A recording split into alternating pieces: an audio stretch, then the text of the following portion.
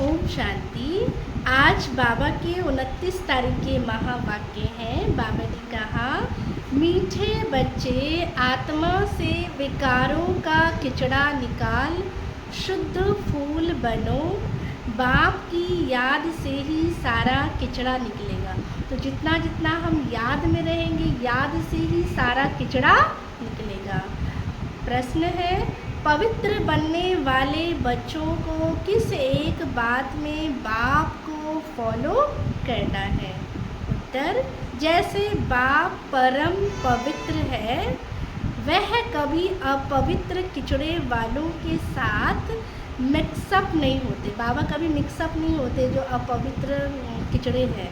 तो बाबा कहते हैं बाप तो बहुत बहुत पौड़ माना बाप पवित्र है।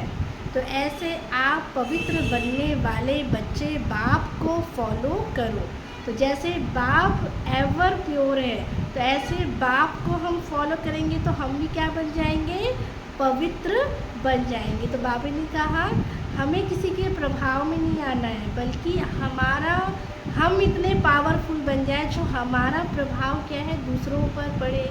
माना हम पवित्र बन जाएंगे तो हमारी पवित्रता की वाइब्रेशन जो है वो दूसरों पर पड़ेगी, वो छाप पड़ेगी। इसीलिए बाबा ने कहा आप पवित्र बनने वाले बच्चे बाप को फॉलो करो, सी नो इविल। आज धारणा के लिए मुख्य सार है, फर्स्ट पॉइंट, सर्विस में बड़ा एक्यूरेट रहना है। दिन रात सर्विस की उछल आती रहे। सर्विस को छोड़ कभी भी आराम नहीं करना है। बाप समान कल्याणकारी बनना है। जैसे बाप कल्याणकारी है, सबका कल्याण करते हैं, बाप कभी किसी का कल्याण नहीं करते, तो हमें भी कल्याणकारी बनना है। सेकंड पॉइंट है, एक की याद से प्रीत बुद्धि बन अंदर का किचड़ा निकाल देना है। खुशबूदार फूल बनना है।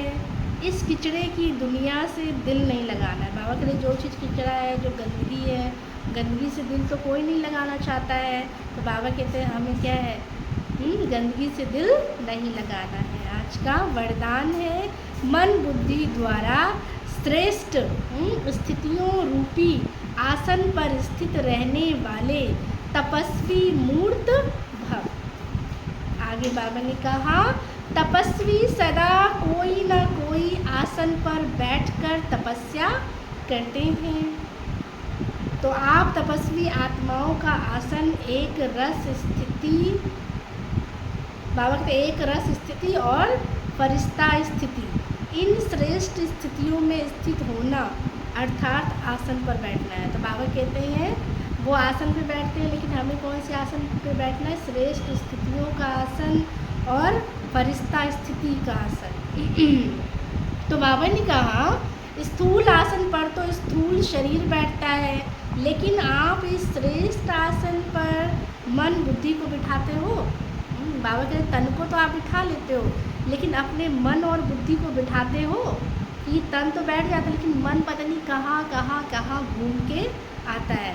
तो बाबा ने कहा वे तपस्वी एक टांग पर खड़े हो जाते हैं और आप एक रस स्थिति में एकाग्र हो जाते हो। आप एकाग्र हो जाते हो, वो एक टांग पर खड़े हो जाते हैं।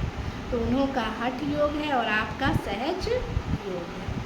तो बाबा ने कहा ये मन बुद्धि द्वारा हम क्या करते रहे? श्रेष्ठ स्थितियों के आसन पर बैठते रहे। स्लोगन है, प्यार के सागर बाप के बच्चे, प्रेम की भरपूर गंगा बनकर रहो। अच्छा, ओम शांति।